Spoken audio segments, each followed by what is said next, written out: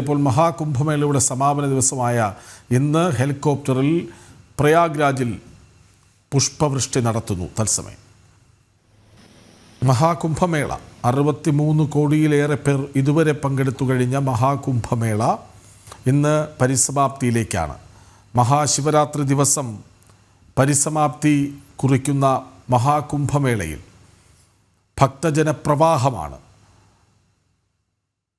ഈ മഹാകുംഭമേളയിൽ പുണ്യസ്നാനത്തിനായി ലക്ഷങ്ങളാണ് പ്രയാഗ്രാജിലേക്ക് ഒഴുകിയെത്തുന്നത്. അവിടെ ഹെലികോപ്റ്ററിൽ പുഷ്പവൃഷ്ടി നടത്തുന്നു. തത്സമയ ദൃശ്യങ്ങളാണ് കാണുന്നത്.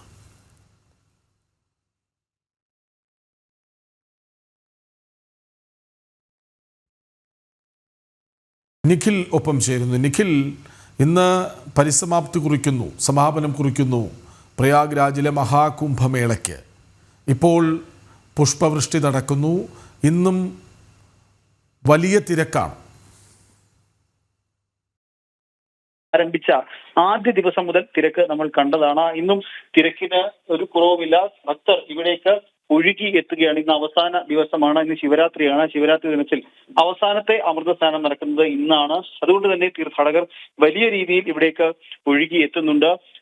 ഈ പറഞ്ഞതുപോലെ ഇതുവരെയുള്ള ഔദ്യോഗിക കണക്കുകൾ പ്രകാരം ഏകദേശം 65 കോടിക്ക് മുകളിൽ തീർത്ഥാടകർ ഇതുവരെ എത്തിയിട്ടുണ്ട്.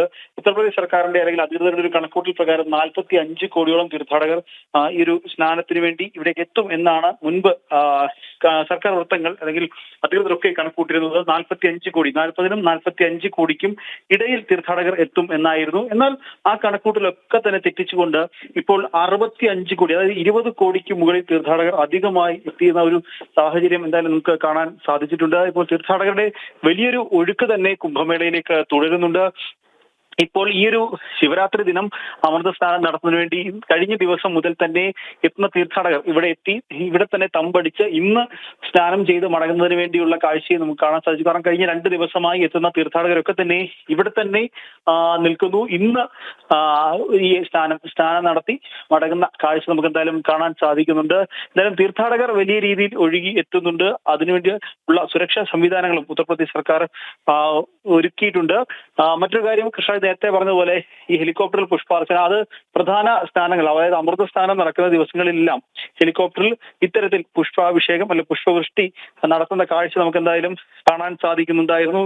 ഈ അമൃത സ്നാനം നടക്കുന്ന ദിവസങ്ങളിലെല്ലാം ഈ ത്രിവേണി സംഗമത്തിൽ സ്നാനം ചെയ്യുന്നവർക്ക് മുകളിലേക്ക് ഹെലികോപ്റ്ററിലെത്തി പുഷ്പവൃഷ്ടി നടത്തുന്ന ദൃശ്യങ്ങൾ, അത് എല്ലാ അമൃത സ്നാനം നടക്കുന്ന ദിവസങ്ങളിലും അങ്ങനെ ഈ ഒരു പുഷ്പവൃഷ്ടി ഉള്ളതാണ്. എന്തായാലും ഇപ്പോൾ തീർത്ഥാടകർ ഒഴുകി എത്തുന്നുണ്ട്. മറ്റൊരു പ്രധാനപ്പെട്ട കാര്യമുള്ളത്, ഈ ഒരു കുംഭമേളയിലേക്ക് ആദ്യ ദിനം, നേരത്തെ പറഞ്ഞത് ആദ്യ ദിനം തന്നെ തീർത്ഥാടകർ ഒഴുകി എത്തുന്നുണ്ട്. ഒപ്പം തന്നെ പ്രമുഖ വ്യക്തിത്വങ്ങളടക്കം നിരവധി ആളുകൾ ഇതുവരെ കുംഭമേളയിലേക്ക് എത്തിയിട്ടുണ്ട്. പ്രധാനമന്ത്രി നരേന്ദ്രമോദി, രാഷ്ട്രപതി ദ്രൗപദി മുർമു, ആഭ്യന്തരമന്ത്രി അമിത്ഷാ, പ്രതിരോധ മന്ത്രി രാജ്നാഥ് സിംഗ് അടക്കമുള്ള കേന്ദ്രമന്ത്രിമാരടക്കമുള്ള ആളുകൾ എത്തി. വിവിധ സംസ്ഥാനങ്ങളിലെ മുഖ്യമന്ത്രിമാർ, ഒപ്പം തന്നെ വിവിധ സംസ്ഥാനങ്ങളിലെ ഗവർണർമാർ, ചലച്ചിത്ര താരങ്ങൾ, സിനിമാ താരങ്ങൾ, സാമൂഹിക സാംസ്കാരിക രംഗങ്ങളിലെ പ്രമുഖർ, ബിസിനസ്സുകാർ, അങ്ങനെ രാജ്യത്തിന്റെ നാനാഭാഗങ്ങളിൽ നിന്നുള്ള ആളുകൾക്ക് പുറമെ വിദേശ രാജ്യങ്ങളിൽ നിന്ന് പോലും തീർത്ഥാടകർ ഇവിടേക്ക് ഈ ഒരു കുംഭമേളയിൽ, കാരണം ഒരു മനുഷ്യായുസിൽ ഒരിക്കൽ മാത്രമാണ്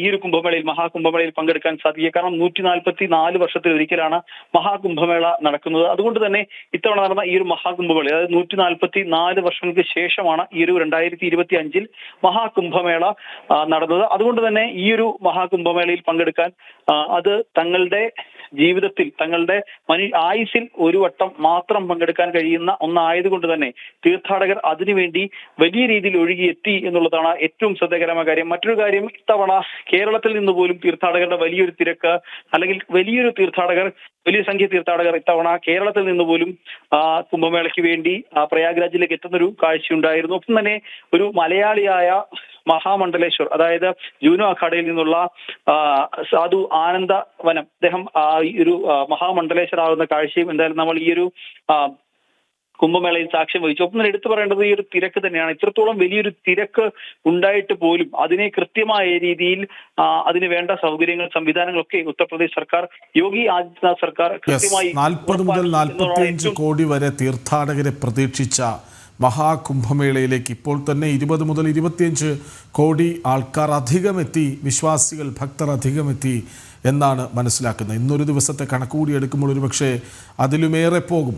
അതായത് പുണ്യസ്നാനത്തിനായി സമാപന ദിവസം ഭക്തലക്ഷങ്ങളാണ് പ്രയാഗ്രാജിലേക്ക് ഒഴുകിയെത്തുന്നത്. അവിടെ വാരാണസി, കാശി അങ്ങനെ ഹെലികോപ്റ്ററിൽ പുഷ്പവൃഷ്ടിയും പ്രയാഗ്രാജിലേക്ക് നടത്തുകയാണ്. വിവരങ്ങൾ നൽകുകയായിരുന്നു നിഖിൽ.